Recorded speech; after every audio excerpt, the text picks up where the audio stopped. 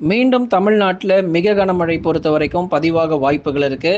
எந்தெந்த தேதிகள்ல முதல் மிக கனமழை வந்து அதிகரிக்கும், எப்பல்லாம் நமக்கு மழை வாய்ப்புகள் இருக்கும் அப்படிங்கிறத மிக தெளிவா பார்க்கலாம். எந்தெந்த தேதிகள் வரைக்கும் உங்களுக்கு மழை இல்லாம இருக்கும் அப்படிங்கிறதையும் நம்ம மிக தெளிவா நம்ம கொடுக்க போகிறோம்.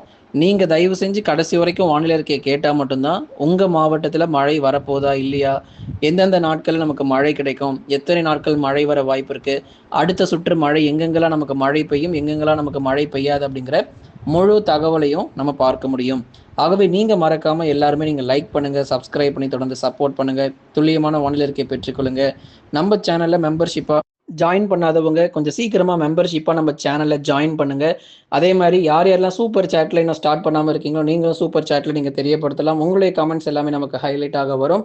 அடுத்தபடியா நம்ம தொடர்ந்து பார்க்கலாம் எந்தெந்த மாவட்டத்துல மழை பொழிவு சீக்கிரமா ஆரம்பிக்க போகுது அப்படிங்கிற மிக தெளிவான துல்லியமான தகவல்களை உங்களுக்கு நம்ம கொடுக்க போகிறோம். ஆகவே இந்த முதல் மிக கனமழைங்கிறது டிசம்பர் 30க்கு அப்புறம் 30 முதல் படிப்படியாக நமக்கு மழை வாய்ப்புகள் அதிகரித்து சென்னையிலிருந்து கன்னியாகுமரி வரைக்கும் இருக்கக்கூடிய எல்லா கடலோர பகுதிகளுக்கும் பரவலாக மழை பொழிவு அப்படிங்கிறது கண்டிப்பாக அதிகரிக்கும். ஏன்னா ஒவ்வொரு நாளுமே சில மாவட்டங்களில் மழை வந்து பதிவாயிட்டு தான் இருக்கு. இப்போ நேற்றைய தினங்கள் எடுத்துக்கோங்க, மதுரை மாவட்டத்தில் சில இடங்களில் மழை பகுதியாக பதிவானதை பார்த்தோம். குறிப்பாக திருமங்கலம் மற்றும் அதன் சுற்றுவட்டார பகுதிகள் வாடிப்பட்டி, உசலம்பட்டி, மதுரை மாவட்டத்தில் இருக்கக்கூடிய நகர பகுதிகளில் நிறைய இடங்களில் பரவலாக நமக்கு மழை பொழிவு அப்படிங்கிறது கிடைச்சிருந்தது. இனி அடுத்தடுத்து வரக்கூடிய நேரங்கள் மற்றும் நாட்களிலும் பெரும்பாலான மாவட்டங்களில் பரவலாக மழை பொழிவுங்கிறது தொடர்ந்து நம்ம எதிர்பார்க்க முடியும். எந்தெந்த தேதிகளில் உங்களுக்கு மழை கிடைக்கும் அப்படிங்கிறதையும் மிக தெளிவாக நம்ம சொல்லிடுறோம். ஆகவே ஒவ்வொரு நாளுமே நீங்க துல்லியமான வானிலை அறிக்கை அப்படிங்கிறது நீங்க பெற்றுக்கொள்ளுங்க. அடுத்தடுத்து வரக்கூடிய தேதிகள் உங்களுக்கு அறிவிப்புகள் எல்லாமே நம்ம ஒவ்வொரு நாளுமே வந்து கொடுத்துட்டு இருக்கிறோம். தொடர்ந்து நீங்க சப்போர்ட் பண்ணுங்க. வரக்கூடிய டிசம்பர் 30ல இருந்து கொஞ்சம் கொஞ்சமா நமக்கு மறுபடியும் மழை வாய்ப்புகள் அதிகரித்து தமிழக கடலோர மாவட்டங்கள் முழுவதுமாகவே கனமழை கிடைக்கும். சென்னை, திருவள்ளூர், காஞ்சிபுரம், செங்கல்பட்டு மாவட்டத்துல இப்ப ஏங்க வெயில் ரொம்ப அதிகமா இருக்குன்னு சொல்லி நிறைய பேர் கேட்குறீங்க.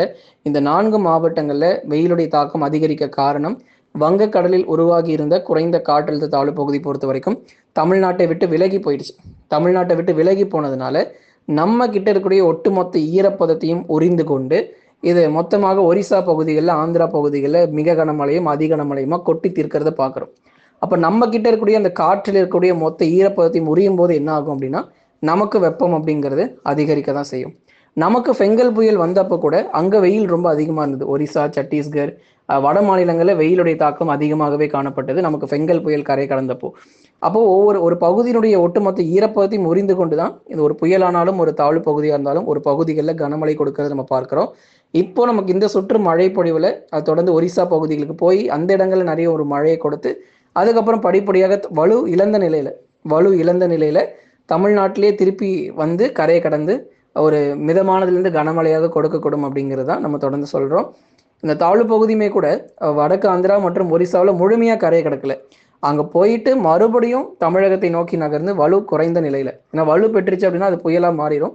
வலு குறைந்த நிலையிலேயே நமக்கு வந்து தமிழ்நாட்டை நோக்கி நகர்ந்து தமிழக கடலோர மாவட்டங்களில் பரவலாக மிதமானதுலேருந்து கனமழை வந்து கண்டிப்பாக கொடுக்கும். இப்போ வந்து வெயில் ரொம்ப அதிகமாக இருக்கு அப்படின்னு சொல்லி கவலைப்படாதீங்க. ஏன்னா கடலூர், விழுப்புரம், தஞ்சாவூர், திருவாரூர், நாகப்பட்டினம், மயிலாடுதுறை இது போன்ற நிறைய மாவட்டங்கள், டெல்டா மாவட்டங்கள் மற்றும் கடலோர மாவட்டங்கள், உள் மாவட்டத்திலுமே கூட வெயில் வந்து கொஞ்சம் அதிகமாக இருக்கிற மாதிரி தெரியுது. மார்ச் மாசத்துல இருக்கிறது போலவே தெரியுது வெயில் அப்படின்னு சொல்லி நிறைய பேர் கேட்டிருந்தீங்க. அதுதான் அந்த தாழ்வு பகுதி வந்து ஈரப்பதத்தை உறிந்து கொள்வதன் காரணமாக வெயிலுடைய தாக்கம் சற்று அதிகமாக இருக்கிறது போல தெரியுது. கவலைப்பட தேவையில்லை. வடகிழக்கு பருவமழை நமக்கு இன்னும் நம்ம கிட்ட தான் இருக்கு. தமிழ்நாட்டை விட்டு வடகிழக்கு பருவமழை பொறுத்த வரைக்கும் தற்போதைக்கு விலகவில்லை அப்படிங்கிறதுனால மீண்டுமாக இந்த மாத இறுதி மற்றும் ஜனவரி முதல் வாரத்துல நிறைய இடங்கள்ல கனமழை அப்படிங்கிறது நிச்சயமா நமக்கு பதிவாகிறோம். ஆகவே நம்ம வடகிழக்கு பருவமழை நம்ம கிட்ட இருக்கிற வரைக்கும் மழை பொழிவு வந்துகிட்டே தான் இருக்கும். நான் ஸ்டாப் ரெயின்ஃபால் அப்படின்னு தான் நம்ம சொல்ல முடியும். ஏன்னா அது வரைக்கும் நம்ம உஷாராக தான் இருக்கணும். எப்போ உங்களுக்கு வடகிழக்கு பருவமழை முடிவுக்கு வந்து விட்டது அப்படின்னு சொல்லி நம்ம ஒரு செய்தி கொடுக்குறோமோ அன்னைக்கு தான் நீங்க வந்து உஷார் இல்லாமல் நீங்கள் போகலாம். அது வரைக்கும் நீங்கள் அலர்ட்டாக இருந்து தான் ஆகணும். அடுத்தடுத்து வரக்கூடிய ஜனவரி மாதங்களில் உங்களுக்கு எந்த ஒரு குறைந்த காற்றழுத்த தாழ்வு பகுதி உருவானாலும், ஒருவேளை பொங்கல் தினத்தன்று கூட ஒரு புயல் சின்னங்கள் உருவாகி இருந்தாலுமே கூட உங்களுக்கு நம்ம நிச்சயமாக அறிவிக்கிறோம். அறிவிக்காமல் நம்ம போக மாட்டோம். அதனால தான் ஒவ்வொரு நாளும் நீங்கள் நம்ம சேனலில் இருக்கக்கூடிய வானிலை கேளுங்க அப்படிங்கிறத நம்ம சொல்லிக்கிட்டு இருக்கோம். ஆகவே டெல்டா மாவட்டத்தில் இருக்கக்கூடிய தஞ்சை, நாகை, திருவாரூர், அரியலூர், பெரம்பலூர், திருச்சி மற்றும் புதுக்கோட்டையில் பல்வேறு பகுதிகளில் பரவலாக கனமழை பொறுத்த வரைக்கும் மிக தீவிரமாக நமக்கு வந்து பதிவாகும். எந்தெந்த தேதிகளில் நமக்கு மழை வாய்ப்புகள், மழை தீவிரங்கள் இருக்கும் அப்படிங்கிறதையும் மிக தெளிவா நம்ம புரிஞ்சுக்கிட்டோம். ஒவ்வொரு நாளுமே கனமழை தான். அதனால இந்த நாள் மட்டும்தான் நமக்கு மழை கிடைக்கும், அந்த நாட்கள் நமக்கு மழை இருக்காது அப்படிங்கிறதெல்லாம் எதுவுமே கிடையாது. ஒவ்வொரு நாளுமே நமக்கு மழை பொழிவு அப்படிங்கிறது மிக தீவிரமாக நமக்கு வந்து பதிவாகும். மழை பெய்யாத பகுதிகள், எந்தெந்த பகுதிகளுக்கெல்லாம் மழை சரிவர பெய்யலையோ அந்தந்த பகுதிகளுக்கெல்லாம் நமக்கு மழை வாய்ப்புகள் அப்படிங்கிறது நிச்சயமாக இருக்கும். மாத இறுதியில, அதே மாதிரி அடுத்த மாதம் தொடக்கத்துல 2025 ஆரம்பமே நல்ல ஒரு பரவலாக கனமழையோட ஆரம்பிக்கும் அப்படிங்கிறத நம்ம தொடர்ந்து சொல்லிட்டு இருக்கோம். இங்க மட்டும் இல்லைங்க, தென் மாவட்டத்தினுடைய கடலோர பகுதி, ராமநாதபுரம், தூத்துக்குடி, திருநெல்வேலி, கன்னியாகுமரி போன்ற தென் மாவட்டத்தினுடைய கடலோர பகுதிகளுக்கும் பரவலாக கனமழை அப்படிங்கிறது மிக தீவிரமாக நமக்கு பதிவாகிரும்.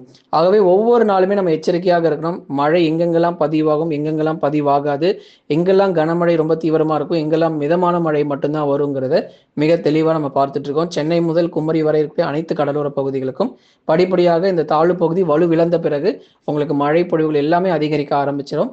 அதே மாதிரி உங்களுக்கு அடுத்த மாதத்துல உள் மாவட்டங்களிலும் பரவலாக கனமழைங்கிறது அதிகரிக்கும். வேலூர், திருப்பத்தூர், ராணிப்பேட்டை, திருவண்ணாமலை, சேலம், நாமக்கல், கரூர், திருப்பூர், ஈரோடு, கிருஷ்ணகிரி மற்றும் தருமபுரியிலும் அடுத்த ஆண்டு ஜனவரி மாதத்தில் பெய்ய வேண்டிய சராசரியான மழை பொழிவு அப்படிங்கிறது பெரும்பாலான மாவட்டங்களை தொடர்ந்து இருக்கும். இப்பவே நமக்கு 90% வடகிழக்கு பருவமழை முடிஞ்சிருச்சுங்க. கிட்டத்தட்ட கிட்டத்தட்ட வடகிழக்கு பருவமழை எல்லாமே நமக்கு முடிஞ்சிருச்சு. ஒரு 10% மட்டும், ஒரு 10% மட்டும், அதையுமே இந்த பொங்கல் நாட்கள் வரைக்கும் இருக்கும். இந்த ஜனவரி 14, 15 தேதிகள் வரைக்கும் அதனுடைய தாக்கம் வடகிழக்கு பருவமழை அப்படிங்கிறது இருக்கும். அதுக்கப்புறம் கொஞ்சம் கொஞ்சமா 100% வடகிழக்கு பருவமழை பிப்ரவரி மாதத்தில் ஓய்வு கொடுக்கும் அப்படிங்கிறதையும் மிக தெளிவா நம்ம சொல்லிடுறோம். அதுக்கப்புறம் வடகிழக்கு பருவமழை ஓய்வு கொடுத்துருச்சு அப்படின்னா பிப்ரவரி, மார்ச், ஏப்ரல், மே 4 மாதமும் கடுமையான வெயிலுடைய தாக்கம் தமிழ்நாட்டில் வாட்டி வதைக்கும். மழைங்கிறதே அதிகமாக பார்க்க முடியாது. ஒரு சில மாவட்டங்களில் மட்டும் அவ்வப்போது நமக்கு மழை பதிவானாலும் பெரும்பாலும் நமக்கு வந்து மழை அப்படிங்கிறதே நம்ம வந்து அடுத்த மே மாதங்கள் வரைக்கும் பெரிதளவில் எதிர்பார்க்க முடியாது. ஜூன், ஜூலை மற்றும் ஆகஸ்ட் மாதங்களில் தென்மேற்கு பருவமழை வலுப்பெறும் பொழுது தமிழ்நாட்டில் இருக்கக்கூடிய எல்லா மேற்கு தொடர்ச்சி மலையொட்டிய மாவட்டங்கள், உள் மாவட்டங்கள், தென் மாவட்டங்கள் என அனைத்து பகுதிகளிலும் மிக கனமழை, அதி கனமழை எல்லாமே உண்டு. நமக்கு அடுத்த வருஷம் தென்மேற்கு பருவமழையுமே கூட மிகச் சிறப்பாக இருக்கு. குறிப்பாக கன்னியாகுமரி போன்ற மாவட்டங்கள்லாம் பாதிக்கப்படும். அடுத்த வருஷம் நமக்கு 2025 தென்மேற்கு பருவமழையில கன்னியாகுமரி உள்ளிட்ட மாவட்டங்கள் கண்டிப்பாக பாதிக்கப்படும். அந்த அளவுக்கு மழை பொழிவுகள் ரொம்ப தீவிரமா இருக்கு. நீலகிரி மாவட்டத்தினுடைய மேற்கு பகுதிகளும் அதிக பாதிப்புகள் உள்ளாகும். மிக கனமழை மற்றும் அதி கனமழை எச்சரிக்கையும் இந்த தென்மேற்கு பருவமழை அடுத்த வருஷத்துல நம்ம ரொம்ப அதிகமாக எதிர்பார்க்க போறோம். கண்டிப்பா ஒவ்வொரு நாளும் புதிய புதிய தகவல் உங்களுக்கு சொல்லிக்கிட்டே இருப்போம். அடுத்த வருஷம் எப்படி இருக்க போகுது வானிலை, தென்மேற்கு பருவமழை மற்றும் அடுத்த ஆண்டு வரக்கூடிய வடகிழக்கு பருவமழையும் எப்படி இருக்கு அப்படிங்கிற தகவல் ஒவ்வொரு நாளும் நம்ம கொடுத்துக்கிட்டே இருக்க போறோம். வெப்பநிலை அடுத்த வருஷம் ரொம்ப மோசம்தான். அதாவது வரலாறு காணாத வெப்பம் அப்படிங்கிறது தமிழ்நாட்டில் வந்து பதிவாகும். இயல்புக்கு அதிகமான வெப்பம், இயல்பிலிருந்து 3 முதல் 4 டிகிரி செல்சியஸ் வரைக்கும் அதிகரிக்க வாய்ப்பு இருக்கு. ஏன்னா பொதுவாக நமக்கு வந்து இயல்பிலிருந்து 1 முதல் 2 டிகிரி செல்சியஸ் வரைக்கும் தான் கேள்விப்பட்டிருக்கோம். அடுத்த வருஷத்திலிருந்து இயல்பிலிருந்து 3 முதல் 4 டிகிரி செல்சியஸ் வரைக்கும் வெப்பநிலை பகல் நேரங்களில் உயரும் அபாயம் இருக்கு. அதனால இப்பொழுதே நீங்க வந்து முன்னெச்சரிக்கையாக நீங்க தயாராகிடுங்க. நண்பர்களே, மறக்காம நீங்க லைக் பண்ணுங்க, சப்ஸ்கிரைப் பண்ணி தொடர்ந்து சப்போர்ட் பண்ணுங்க. ஒவ்வொரு நாளுமே உங்களுக்கு துல்லியமான வானிலை இருக்கே அப்படிங்கிறது நம்ம தொடர்ந்து கொடுத்து கொண்டு இருக்கிறோம்.